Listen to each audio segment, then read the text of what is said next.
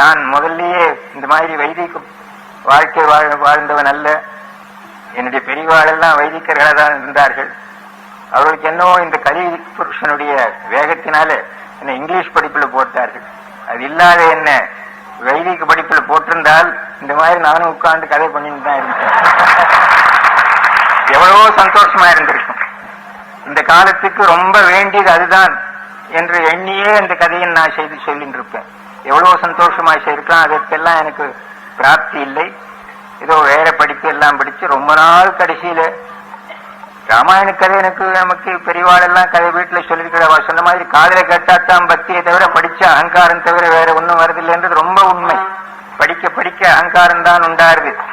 அந்த அந்த வார்த்தையை படிச்சு அதுக்கு அர்த்தம் பண்ணிட்டுட்டேன்னு ஒரு அகங்காரம், அர்த்தம் பண்ணிட்டு மறக்கவில்லையே என்று இன்னொரு அகங்காரம், அதை இன்னொருத்தனுக்கு சொல்றேனே என்று இன்னொரு அகங்காரம். இப்படி அகங்காரத்துக்கு மேல அகங்காரம் வந்துட்டு இருக்கும். கேட்டாத்தான் நாம் அடக்கமாக கேட்டு பக்தியோடு கேட்பதற்கு வழி. அதனால என்னுடைய பெரியோர்கள் குழந்தை பருவத்தில் சொன்னது எல்லாம் இப்ப ஞாபகம் வருது எனக்கு. அதற்கு அப்புறம் ரொம்ப கஷ்டப்பட்டு படிச்சேன். புது சமஸ்கிருதத்துக்கு என்ன பாடத்துக்கு போடல. உங்க தகப்பனார் ரொம்ப புத்திசாலி, அதை பத்தி சொல்ல வேண்டியதில்லை. பிள்ளை அப்படித்தான் சொல்லுவார் நினைக்க வேணாம். உண்மையிலேயே ரொம்ப புத்திசாலி அவர். என்னை விட 10 மடங்கு புத்திசாலியா இருந்தார் அவர். அவர் இந்த காலத்துல என்ன பாரமார்த்திகமாக இவனை பள்ளிக்கூடத்துக்கு அனுப்புறோம் இல்லை, அதனால லௌகீகத்துக்காக அனுப்புறேன். சுலபமாக தமிழ் படிக்கட்டும், எனக்கு சமஸ்கிருதம் எண்ணத்திற்கு என்னட்டு எனக்கு வாண்டான்னு தமிழை படிக்க சொல்லிட்டாரு. அந்த தமிழையாவது நான் நன்னா படிச்சேனா இல்லை, அது படிக்காமல் இங்கிலீஷையே படிச்சுட்டு இருந்துட்டு அதுல எல்லா காரியமும் நடத்தின்னு வந்தேன்.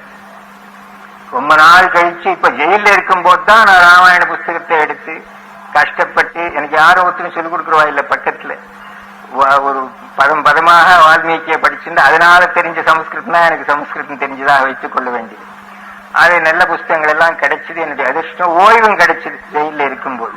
எல்லாம் ஆங்கில பிரிட்டிஷ்காரர்களுடைய தர்மத்தினுடைய பலன் இதெல்லாம்.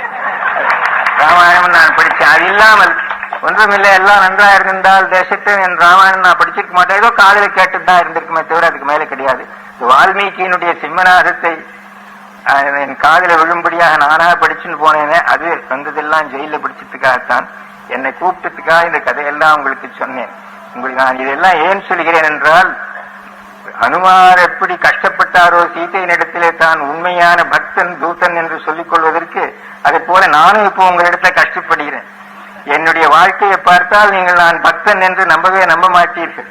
இருந்தாலும் கூட உங்களிடத்துல கொஞ்சம் நம்பிக்கை ஏற்படுத்துவதற்காக இவ்வளவு தூரம் என்னுடைய கதையெல்லாம் சொன்னேன். இதற்கு எல்லாம் தீட்சிதர் தான் காரணம்.